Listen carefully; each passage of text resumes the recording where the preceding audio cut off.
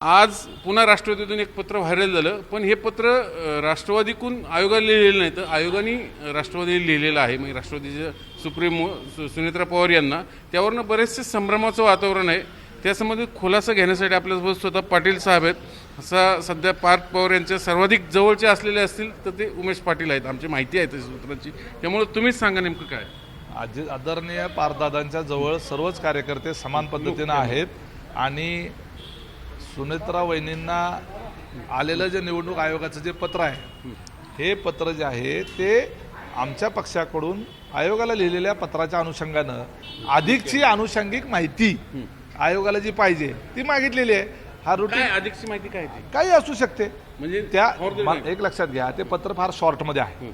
आमच्याकडनं जे पाठवलेलं पत्र जे आहे ते सविस्तर पत्र असेल कदाचित, आणि त्या पत्रामध्ये जे काही नमूद केलेलं असेल त्याच्या अनुषंगाने डॉक्युमेंटेशनचा भाग असतो. हे निवडणूक आयोगाबरोबर सातत्यानं वेगवेगळ्या कारणासाठी पत्रव्यवहार करावा लागत असतो आणि अशी पत्र निवडणूक आयोगाकडनं वारंवार येतही असतात. त्यामुळं अशा अनेक पत्रांपैकी ते एक पत्र आहे. मला एक सांगा, सुनेत्रा पवार यांनी निवडणूक आयोगाला नेमकं काय पत्र पाठवलं आणि त्याच्यावर आयोगाने नेमकी काय शंका उपस्थित केली, त्रुटी काढली, काय पूर्तता मागितली?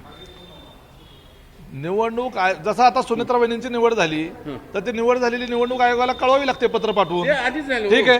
नंतर आमची बैठक झाली, कुठलीही एखाद्या राष्ट्रीय पक्ष किंवा राजकीय पक्षाची बैठक झाली, त्या झालेल्या बैठकीचा तपशील जो आहे तो निवडणूक आयोगाला कळवावा लागतो. आमच्या पक्षाच्या बैठकीमध्ये जे काही ठराव होतात, झालेले ठराव हे निवडणूक आयोगाला कळवावे लागतात. कारण राजकीय पक्षाच्या करता सरकारी ऑफिस म्हणजे निवडणूक कार्यालय आहे.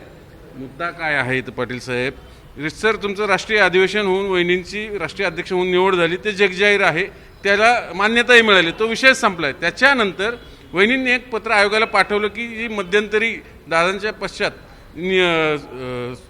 प्रफुल्लभाई पटेल यांनी पत्र लिहिलं होतं आयोगाला की दादांच्या पश्चात मलाही अधिकार आहेत, ठेवावेत, ते अधिकार नल करावेत, असं ते पत्र, अशी एक माहिती मिळते. त्याला छेद देणारं वहिनींनी पत्र लिहिलं, त्याला आता खीळ बसते. असं काय?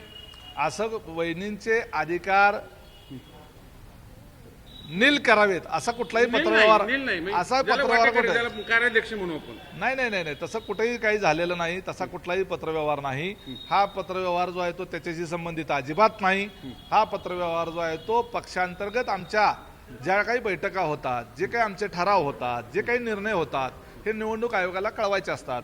आणि त्या कळवलेल्या निर्णयाच्या अनुषंगानं जे काही अनुषंगिक डॉक्युमेंट्स लागतात, ह्या डॉक्युमेंट्सपैकी एखादा कागद आमच्याकडनं द्यायचा राहिला असेल, तो राहिलेला कागद पाठवा, अशा याचं ते पत्र आहे साधारण. नाही, त्याचा दुसरा अर्थ असाही निघू शकतो, असं एक बोललं जातं. अर्थ काढचाल नाही, मी अर्थ काढत नाही. समाजात बोललं जातं, संभ्रम कार्यक्रम तुम्ही जे चर्चा करता त्यामध्ये जे बोललं जातं. ऐका ना, तर मुद्दा असा आहे, वहिनीने जे पत्र आयोगाला पाठवलं की सर्वाधिकार आमच्याकडेच असतील, दुसरे कोणाला नसतील, तसा काही ठराव पारित झालेला आहे का?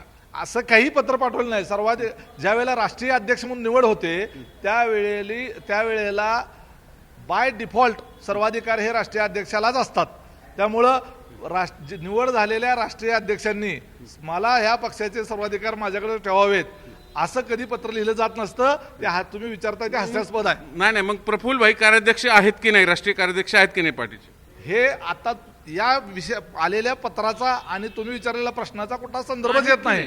काय संबंध आहे सांगायचा? या बाबतीत ज्या वेळेला निवडणूक आयोगाला त्या संदर्भानं पत्र पाठवलं जाईल ते तुम्हाला आपोआप कळेल. थँक्यू.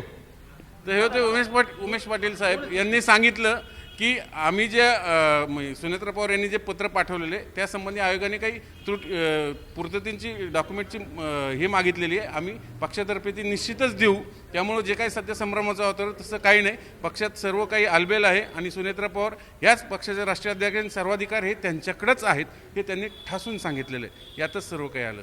व्हिडिओ जर्नलिस्ट विकी कांबळेसह चंद्रकांत पुंजे, झी मीडिया, पुणे.